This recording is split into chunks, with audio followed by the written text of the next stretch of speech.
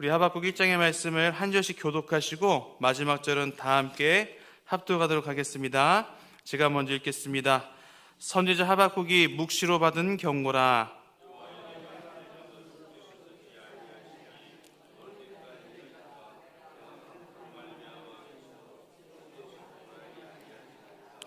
어찌하여 내게 죄악을 보게 하시며 패역을 눈으로 보게 하시나이까? 겁탈과 강포가 내 앞에 있고 변론과 분쟁이 일어났나이다.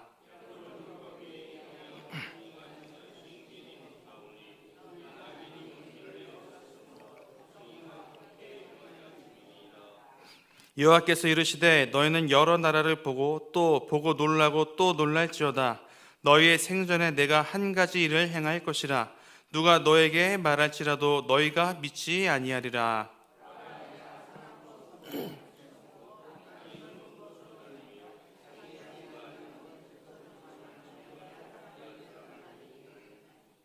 그들은 두렵고 무서우며 당당함과 위엄이 자기들에게서 나오며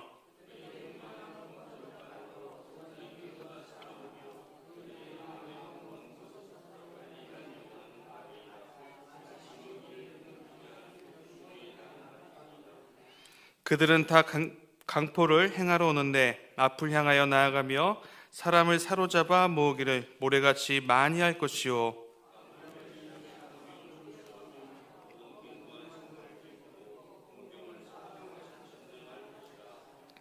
그들은 자기들의 힘을 자기들의 신으로 삼는 자들이라. 이에 바람같이 급히 몰아 지나치게 행하여 범죄하리라.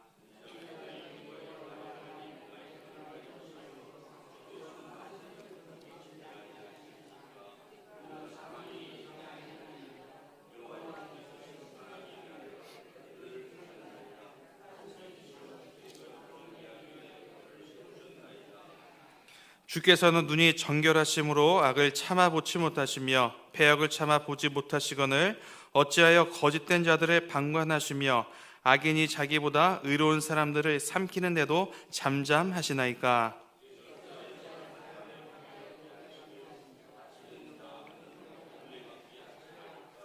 그가 낚시로 모두 낚으며 그물로 잡으며 투망으로 모으고 그리고는 기뻐하고 즐거워하여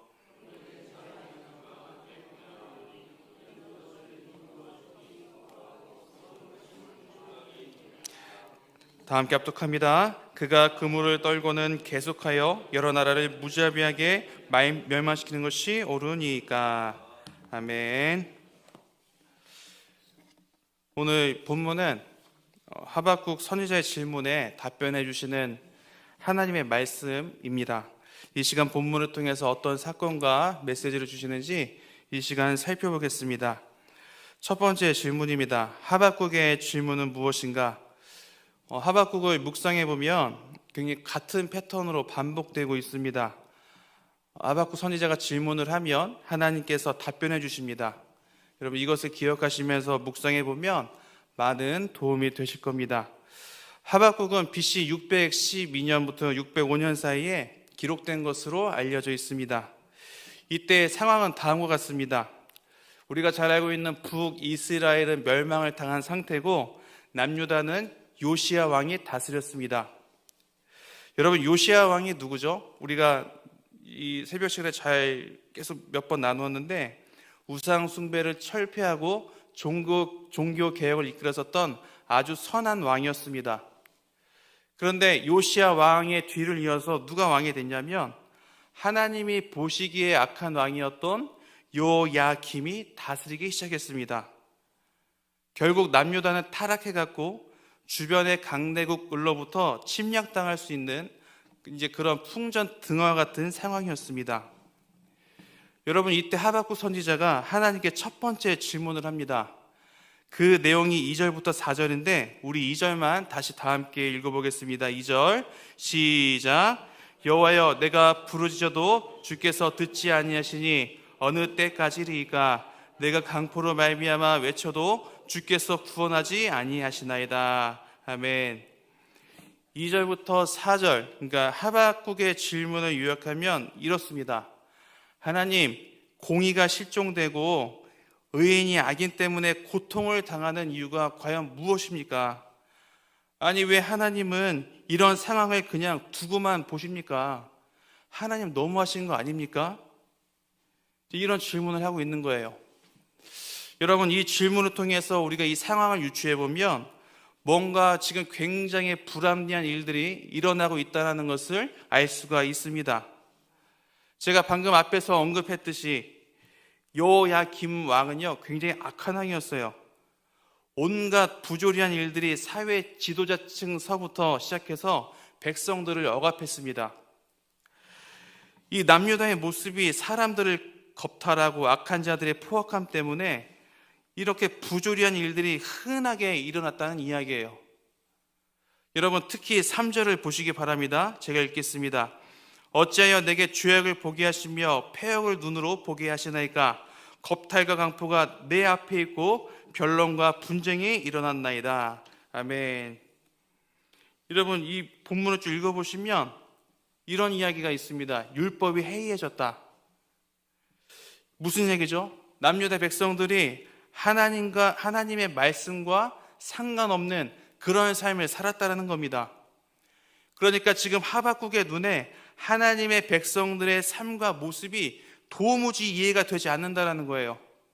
그리고 남유다의 내부가 이 썩은 냄새가 진동할 정도로 너무나 망가졌다라는 이야기입니다. 여러분, 외적으로도 쉽지 않은 상황이에요. 남유다 주변에 강대국들이 있었습니다. 이 강대국들에 의해서 언제든지 망해도 이상하지 않을 그런 상황이었습니다. 따라서 지금 선지자 하박국의 질문은 굉장히 당연해 보입니다. 그러므로 하박국 선지자의 질문은 하나님이 불의한 상황을 왜 관망하느냐는 것입니다. 두 번째 질문입니다. 그러면 하나님의 답변이 과연 무엇일까요? 하나님의 답변이 5절부터 11절까지 기록이 되어 있습니다. 여러분, 우리 5절의 말씀 다 함께 읽어볼까요? 5절 시작.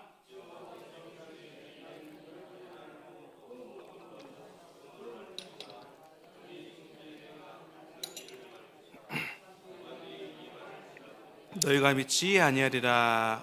아멘.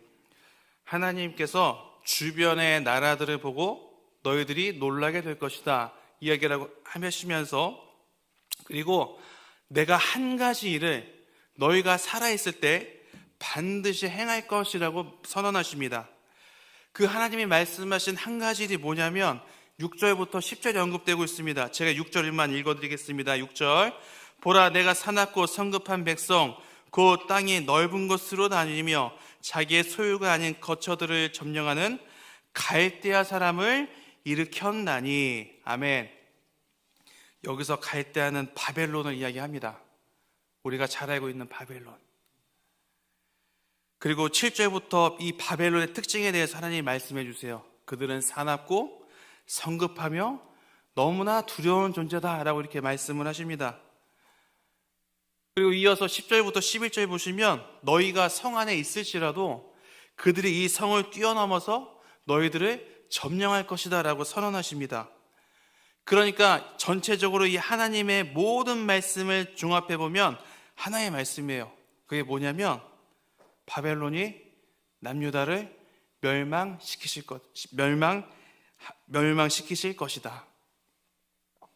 여러분, 하박국의 입장에서 지금 이것이 얼마나 이해가 되지 않을까요? 하나님의 백성들인데 바벨론을 일으켜서 망하게 하신대요. 그래서 하박국이 두 번째 질문을 드립니다. 그 내용이 12절부터 17절인데 그 내용을 요약하면 이렇습니다. 내일 이 시간에 살펴볼 텐데요. 2장에서 이어지는데 이렇습니다. 아니, 하나님, 지금 남유다가 악한 거 알겠습니다. 그런데 하나님과 상관없는 더 악한 자들이 하나님의 백성들이 남유다를 치려고 하는데 하나님 이게 가만히 계실 겁니까? 너무하신 거 아닙니까? 이런 질문을 합니다. 여러분, 간단히 말하면 이제 하나님의 답변이 이렇습니다.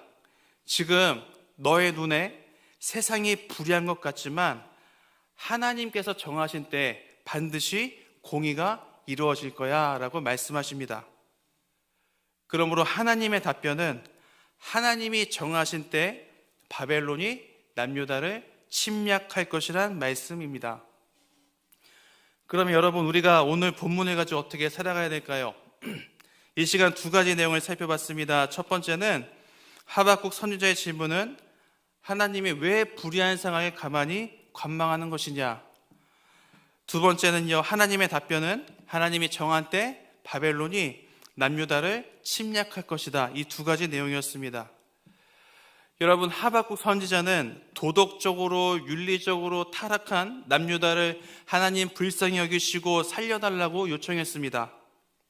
그런데 하나님의 답변은요, 이 선지자 하박국이 대답한 것과는 너무나 달랐습니다. 하나님 뭐라고 하셨다고요? 내가 정한 때 남유다는 멸망하게 될 거야. 그리고 나서 하나님의 공의가 이루어질 거야 라고 하셨습니다.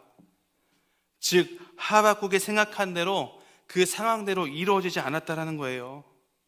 여러분, 이런 하박국에 대해서 묵상해 보면 오늘날 우리의 삶과 굉장히 비슷해 보입니다. 도저히 내 상황이 해결될 것 같지 않고 하나님이 계신 것 같지 않은 그런 상황들 말입니다.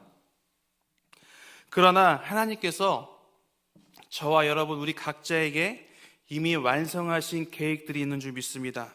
그리고 하나님은요, 지금도 그 계획들을 이끌어 나가고 계십니다. 분명히 우리가 삶을 살다 보면 내가 원하는 계획과 다를 때 분명히 존재합니다. 여러분, 세상을 보십시오. 비상식적이고 공정하지 못하며 불의한 때가 너무나 많잖아요. 그리고 지금 당장 눈앞에 나의 이런 모든 상황들이 아무것도 보이지 않을 수도 있습니다. 너무나 어두워요. 그리고 인생이 너무나 더디게 느껴질 수도 있습니다. 하지만 오늘 본문을 보시기 바랍니다. 이미 우리의 역사를 완성해 놓으신 하나님께서 뜻하신 때를 완성해 나가시고 우리를 조금씩 이끌어 가십니다. 따라서 우리는 은총을 입은 자답게 내 삶이 내 뜻대로 그려지지 않는다고 해서 불안해하거나 낙심할 필요가 없다라는 거예요. 따라서 오늘날 그리스도인들은 우리 모두가 하나님의 말씀 앞에서 나는 과연 어떻게 살아나갈 것인가, 내가 주어진 환경에서 무엇을 해야 하는가, 이런 고민을 하면서 살아가야 됩니다. 지금 이 자리에 남들에게 말하지 못한 여러 가지 이유로 힘들어하는 성도님들이 계십니까? 오늘 말씀을 붙잡으시면서 꼭 기억하셨으면 좋겠습니다. 내 상황이 좋지 않다고 해서 낙심하지 마시기 바랍니다. 내가 원하는 삶이 내가 내 뜻대로 그려지지 않는다고 해서 답답해하지 마시기 바랍니다. 이미 우리의 삶을 완성해 하시고 이끌어 가시는 그 하나님을 놓치지 마시기 바랍니다. 그래서 나의 관점으로 손에 쥐고 있는 나의 계획을 내려놓으시기 바랍니다. 여러분, 그것을요 우리는 겸손이라고 말합니다. 은총을 입은 자답게 겸손하게 하나님 앞에 나아가는 자가 하나님이 계획하신 이야기에 순종할 수 있는 겁니다. 그래서 우리는요 나의 관점이 아니라 하나님의 관점으로 살아내야 합니다. 오늘 새벽 말씀 앞에서 두 가지 결단하기를 소망합니다. 첫 번째는 하나님, 삶이 나의 생각대로 그려지지 않는다고 해서 좌절하지 않게 하여 주시옵소서. 두 번째는요, 하나님, 삶을 나의 관점이 아니라 하나님의 관점으로 살아내게 하여 주시옵소서. 이 두 가지 기도 제목 가지고 나아갔으면 좋겠습니다. 그러므로 오늘 말씀을 기억하며 하나님의 관점을 회복하고 그분의 뜻에 합당하게 살아가시는 우리 동안교회 모든 성도님들이 다 되시기를 주님의 이름으로 소망합니다. 이 시간도 함께 기도의 자리에 나가도록 하겠습니다. 먼저 오늘 말씀을 가지고 나가도록 하겠습니다. 두 번째는 교회를 위해서 기도해 주시기 바랍니다. 다음 주 월요일서부터 다니엘 특세가 진행됩니다. 하나님 은혜를 부어달라고 기도해 주시기 바랍니다. 세 번째는 오늘 수능을 보는 수험생들을 위해서 기도해 주시기 바랍니다. 열심히 노력한 만큼 좋은 열매 맺을 수 있도록 떨리지 않도록 주님 함께 해달라고 기도해 주시기 바랍니다. 마지막으로 성도님들 중에 몸이 아픈 자, 마음에 상처 입은 자, 마음이 가난한 자를 위해서 기도해 주시기 바랍니다. 이 시간도 함께 주여 세 번 부르시고 통성으로 기도하도록 하겠습니다. 다 함께 기도하겠습니다. 주여, 주여, 주여.